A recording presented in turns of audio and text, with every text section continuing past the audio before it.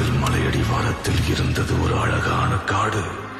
அழகிய மனதுடன் அற்புத உயிர்களுடன் பசுமை போர்த்திய சந்தன காடு. அக்னி மழை பொழியும் அழகிய காடு. அதில் ஆர்ப்பரிக்கும் தீப்பொறிகள்.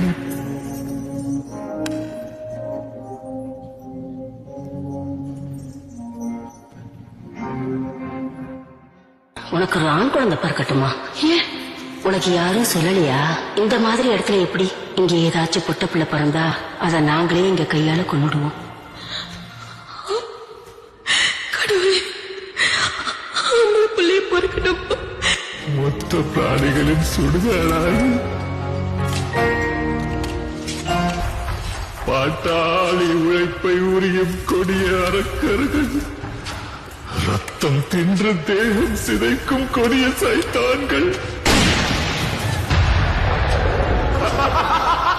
உசுரருந்து பிராணம் கீழ்ந்து வாடும் பாவ ஜீவன்கள், மனித ஆத்மா பிணத்தை சுமந்து சேர்ந்தடைந்தது மயானத்தை.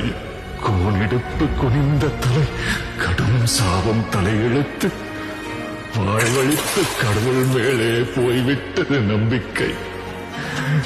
போயே போச்சு நம்பிக்கை.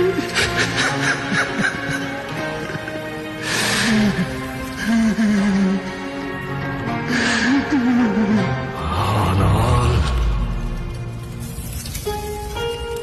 சூத்திரதாரியின் சோதனை எரித்து, அகங்காரனின் நெஞ்சை கிழித்து, மாயாசுரனை நிர்மூலமாக்கும் துரையாய் நொந்து வென்றவரின் பரவசத்தை சுமந்து வந்தாள் ஒரு மகாதாய்.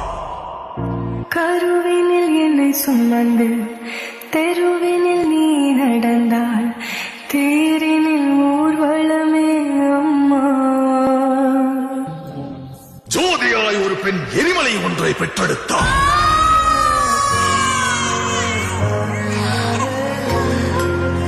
எரியும் தீயினில் பொழியும் மழை போல் சாவின் வீட்டினில் காலனை வென்றவன்.